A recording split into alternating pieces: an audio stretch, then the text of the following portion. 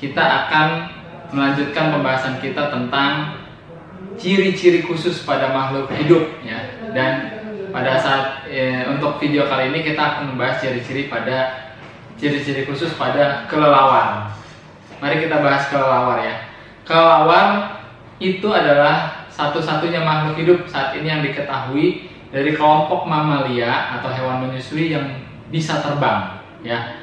Kelelawar ini memiliki sayap yang berupa membran atau selaput di samping tubuhnya ya. Membran ini atau selaput ini menghubungkan jari-jari tangannya ya, jari-jari tangannya yang panjang, jari-jarinya panjang hingga ke kaki belakangnya ya. Bahkan ada yang sampai menutupi ekornya. Kelelawar ini bisa terbang hingga 60 km dari tempatnya hinggap ya atau bertengger. Dan kebanyakan kelelawar ini membentuk kelompok besar di tempatnya hinggap atau di tempatnya bertengger. Oke. Nah, kelelawar ini adalah hewan nokturnal atau aktif pada malam hari ya, mencari makan pada malam hari. Sekarang pertanyaannya, bagaimana cara kelelawar ini makan atau mencari makan di malam hari dari tempatnya bertengger, misalnya di dalam gua, tanpa dia menabrak dinding gua? Dia kan hidupnya di malam hari, mencari makan di malam hari, dia terbang. Nah, dalam gua itu tidak ada penerangan ya, gua-gua yang belum terjamah manusia itu tidak ada penerangan. Bagaimana kelelawar bisa terbang bertengger dari gua di langit-langit gua, kemudian dia mencari makan keluar dan kembali lagi ke gua itu sendiri tanpa menabrak dindingnya? Nah, kelelawar memiliki kemampuan khusus ya. Kemampuan khusus ini adalah ciri khususnya kelelawar yang disebut echolokasi ya, atau ada yang bilang ekolokasi ya, atau echolokasi ya. Jadi dia menentukan lokasi dengan suara echo atau suara gema ya, suara pantul gitu ya, suara getaran gema ya. Nah, matanya ini dia tidak berkembang dengan baik ya, tapi dia memiliki telinga yang sangat sensitif ya, dia dibandingkan dengan makhluk hidup yang lain, dan ukurannya juga cukup besar ya.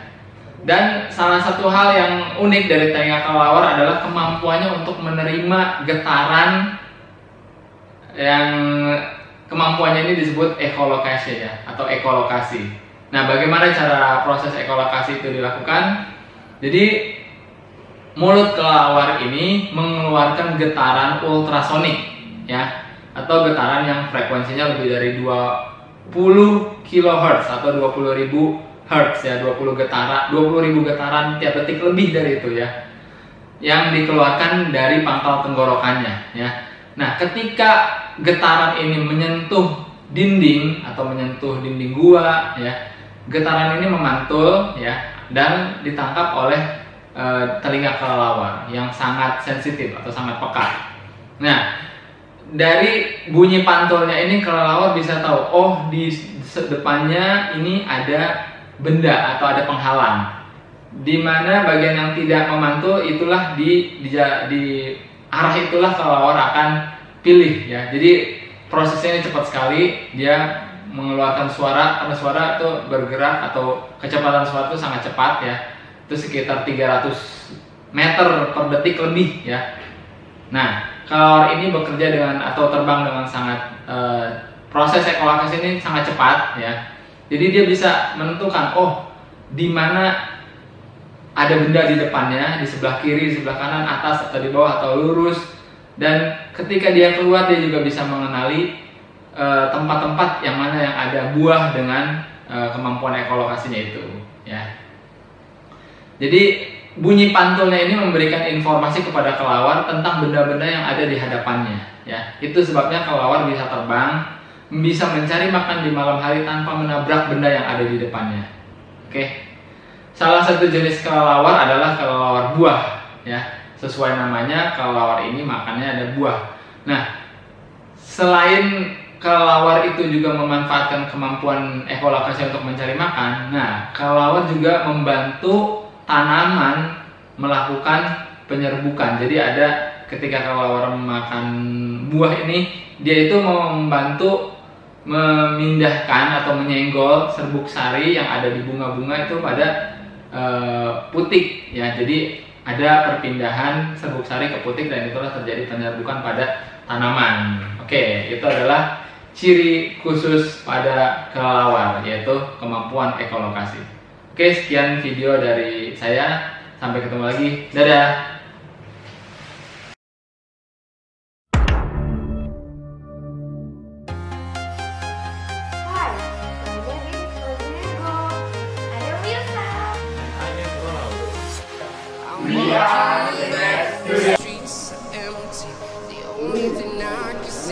Halo, saya Jovita, saya seorang guru.